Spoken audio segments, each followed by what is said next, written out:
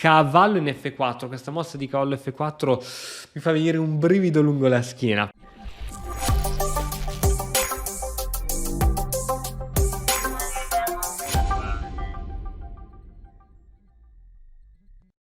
Se sei fermo da tempo sullo stesso punteggio, è perché ti mancano le conoscenze per progredire. Noi di Mattoscacco abbiamo creato la prima accademia di scacchi online per migliorare comodamente da casa. Vienici a trovare e scegli il corso più adatto alle tue esigenze. academy.mattoscacco.com. Buongiorno a tutti amici di mattoscacco.com, come state? Spero bene, come al solito benvenuti in questo nuovo video. Oggi andremo a commentare una partita giocata recentemente fra i due top level. Al lato dei bianchi abbiamo Alireza Firouzja, mi raccomando la pronuncia Firouzja, deve essere molto un accento lombardo, Shura Firouzja, molto milanese imbruttito. E dal lato dei neri abbiamo Dominguez Perez, rispettivamente 2800 punti contro 2753. Andiamo a vedere questa fantastica partita. Via D4, cavallo F6, C4 e 6. Ormai sappiamo che i top level utilizzano la Nimzo indiana, cavallo C3, alfiere B4 e 3, tutto secondo i piani a rocco corto, alfiere D3. Queste sono sempre le prime mosse secondo la teoria ufficiale, D5. E ora, come al solito, bisogna completare lo sviluppo ed arroccare, e quindi ti chiedo se ti piacerebbe più giocare cavallo F3 o cavallo E2. Probabilmente mi dirai, ma cavallo F3 no? Abbiamo detto che i pezzi stanno meglio dove controllano il centro, e il cavallo in F3 sicuramente da lì svolge un ottimo ruolo. Il cavallo in E2 potrebbe sembrare un po' passivo, sì, sostiene in qualche modo l'altro cavallo e il centro, ma ok, allora innanzitutto non è stata giocata nessuna delle due. Però dopo verrà mosso questo cavallo. Adesso viene giocata C per D5, una mossa io presumo non tra le prime in classifica in ordine delle più giocate, ma a questi livelli, così come ci insegna anche Andrea, bisogna cercare anche di preparare qualche sorpresa in apertura, perché di fianco a questi top level 2700-2008 c'è un entourage che studia il gioco del tuo avversario, sa quali sono le mosse più utilizzate dal tuo avversario, quindi tu arrivi già preparato al 100%, perché c'è un team che ti dice guarda, se lui ti farà così gioca così, se lui ti farà così gioca così. Un team che ti studia, quindi tu non puoi fare nulla contro 10 gran maestri che ti studiano il tuo gioco, quindi l'unica arma che hai è sorprenderlo facendo una mossa che magari tu solitamente non giochi mai. Infatti questa mossa sorprende anche al motore, che addirittura dà leggerissimo vantaggio al nero dopo questa mossa, perché grazie a questa cattura riesce a liberare gratuitamente anche l'altro alfiere. A3 per rimuovere l'alfiere, alfiere D6, donna C2 prima di muovere il cavallo, e adesso finalmente, dopo che si è ottenuta questa struttura di pedoni Carlsbad si chiama, dove non è simmetrica, no? Se ci fosse stato il pedone in A6 al posto che in E6 al posto che in C6 fosse stata simmetrica, sarebbe stata simmetrica, ma così invece abbiamo una struttura di pedoni tipo Carlsbad, dove il bianco attacca sull'ala di donna e il nero deve attaccare sull'ala di re. Vediamo se va veramente così la partita. Cavallo in E2. Tipica mossa e piano utilizzato dal buon Kasparov, che ha l'idea di lasciare libero il pedone F, quello che ti ho appena evidenziato in rosso. Perché se vuoi lasciare libero questo pedone, che cosa potrà mai servire? Per sorreggere la spinta del pedone in E4. Infatti l'alfiere in C1, finché si hanno tutti i pedoni su case scure, è un pedone abbastanza blindato. Quello che bisogna fare è cercare appunto di riuscire a spingere il pedone E4 affinché questo alfiere camposcuro possa avere vita. Quindi l'idea semplice di cavallo in G2 è quello di fare semplicemente questo piano di gioco F3 E4. Torre 8, alfiere D2, anche questa è una mossa piuttosto strana, non tra le più giocate. Il computer qui consiglia a rocco corto, H3, però alfiere D2 è interessante. B6, e qui siamo fuori teoria. Qui siamo in posizioni piuttosto nuove anche per entrambi i giocatori, nonostante abbiano un'esperienza incredibile. Qui il database di chess.com mi dice che non c'erano partite nel suo database che hanno questo tipo di continuazione. F3 cercando di attaccare verso il centro, C5 cercando di attaccare anch'essi verso il centro. G4 facendo una sorta di attacco alla baionetta e C4 ora il bianco ha un problema. Il bianco ha forse un alfiere in trappola? Qui non può andare, qui non può andare, qui non può andare. L'unica casa pare essere F5 dove c'è l'alfiere, ma se il nero per sbaglio toglie l'alfiere, la partita non va così, ma se il nero per sbaglio toglie l'alfiere, alla prossima segue G6, il bianco sì che ha perso l'alfiere. No, perché la donna e l'alfiere sono in batteria. Se il nero dovesse perdere un tempo giocando G6, scusa, ora tocca al bianco che fa una qualsiasi mossa, a parte che può giocare G5, esatto, gioca G5 e a parte che si crea una via di fuga per questo alfiere, ma soprattutto si obbliga a rimuovere il cavallo e dopodiché cade il punto H7, visto che la batteria di donna e alfiere puntano su H7. Quindi l'alfiere campochiaro del bianco non è in trappola, motivo per cui la partita continua con alfiere per e chiaramente donna per. La donna in F5 è molto insidiosa, a livello pratico non sta facendo niente, ma crea dei fastidi. Avere una donna lì in quinta traversa è come avere un'ombra, una presenza che ti dà problemi. Infatti G6, via, scacciamo questa donna, donna G5, la donna non se ne va dalla quinta traversa. Cavallo C6 e ora ti chiedo che mossa faresti se fossi nel bianco. Pensaci qualche secondino perché è molto importante la mossa che sta per arrivare.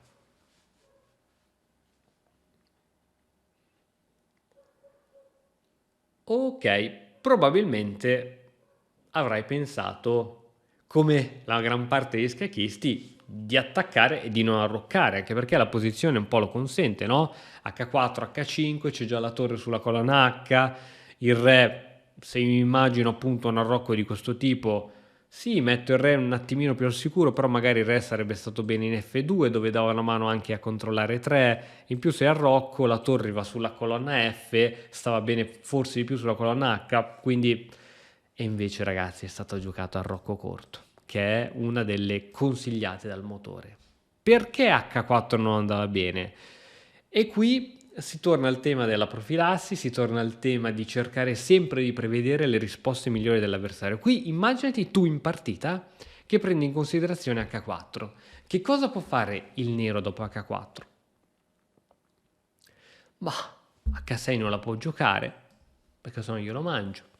La mia donna è quasi in trappola, ragazzi, perché qui non può andare, qui non può andare, qui non può andare, qui non può andare. Dopo H4 non ha più anche case di ritirata. Attenzione a fare queste mosse. Infatti dopo H4, Re G7 con la semplice idea di spingere. E ora per esempio H5, H6, la mia donna è in trappola. Unica casa di fuga è questa, ma dopo G5, donna per esempio F2, il bianco ha perso un pochettino l'iniziativa, dovrebbe cercare di spingere in questo modo, ma non sarà facile anche perché il re al centro e il nero un pochettino è riuscito a difendersi. Quindi bisogna fare veramente attenzione alle mosse che sembrano al momento buono ma che non lo sono. Arrocco corto, alfiere F8, finalmente questo alfiere dà una mano nel controllare queste case scure, donna H4, H6 e torre in A va in D1. B5 è la mossa che viene giocata, donna F2, donna D7, un po' di manovre, donna G2 serve a evitare anche sacrifici sul G4, attaccare a GX il pedone D5, aiuta a dare libertà alla torre, alfiere G7, l'alfiere va in fianchetto, H4, ora inizia veramente l'attacco.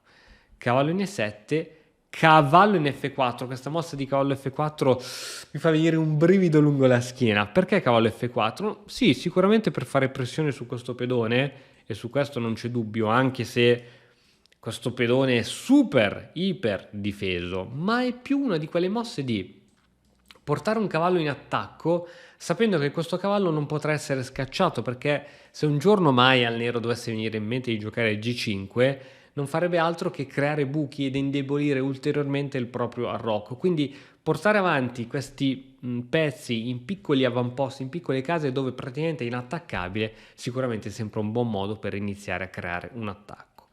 A5, cavallo in C vai in E2 e qui, proprio come il nuovo corso di Andrea Stella che uscirà fra poco all'interno della nostra Accademia di Matto Scacco, un corso dedicato all'attacco, qui c'è la fase di accumulo dei pezzi. Quando si vuole iniziare ad attaccare il proprio avversario, si inizia ad accumulare i pezzi prima poi di andare all'attacco, perché in genere per un attacco degno di tale necessitano 3 pezzi, c'è bisogno di 3 pezzi che attaccano contro il re, quindi sarebbe stato inutile ora andare all'attacco con qualche pedoncino, un cavallo e magari una donna, ma magari si mette il cavallo, magari il re va in F2, magari la torre va in H1, allora poi i piani di gioco vengono anche da soli quando ci accumulano i pezzi.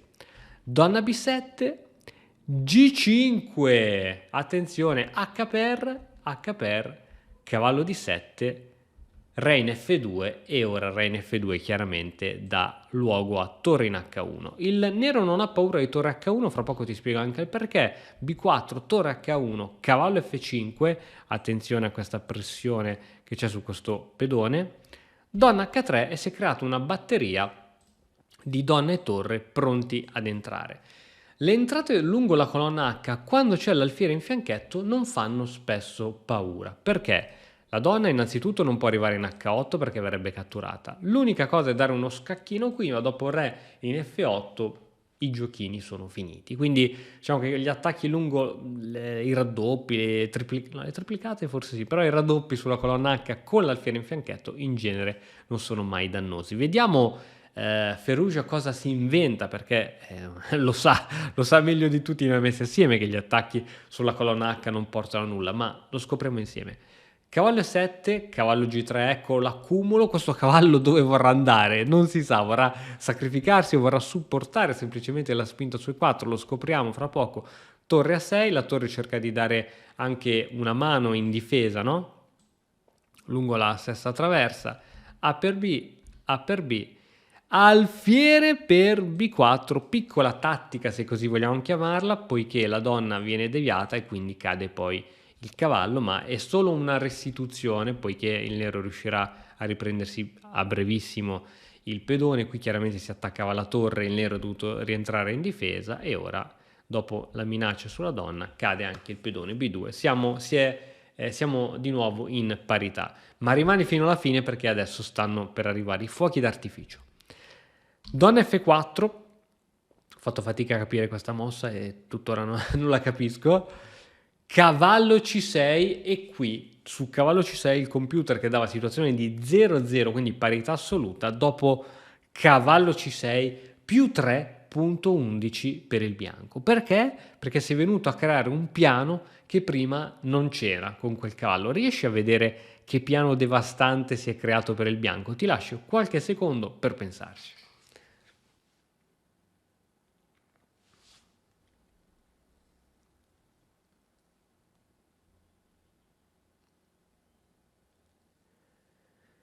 Allora, quel cavallo è andato un pochettino fuori dall'azione, no? Converrai con me che prima svolgeva dei ruoli comunque abbastanza difensivi, adesso questo cavallo mira di andare da altre parti, mira di andare all'attacco, però forse quel cavallo serviva in difesa. Perché la mossa che viene giocata adesso è torre in H7, sacrificio di torre, torre in presa, e in partita viene giocata torre in E6. Perché il re nero non poteva catturare? Perché questo avrebbe permesso al bianco di giocare, innanzitutto di prendere un tempo con uno scacco, ma ancora meglio, qui c'è uno scacco matto in 4 mosse. Riesci a vederlo? Ti lascio ancora qualche secondo per pensarci.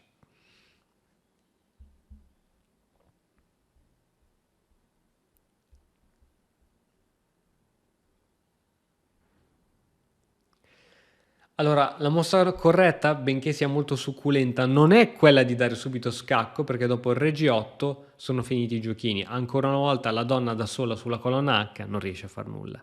Ma la mossa corretta sarebbe stata prima donna per F7, evitando che il re potesse rientrare, e dopo impossibile fermare torre H1 e quindi a seguire poi chiaramente scacco matto. Fantastico, vero? Quindi torre H7 non si può catturare, bellissima, bellissima veramente, e viene giocata torre 6.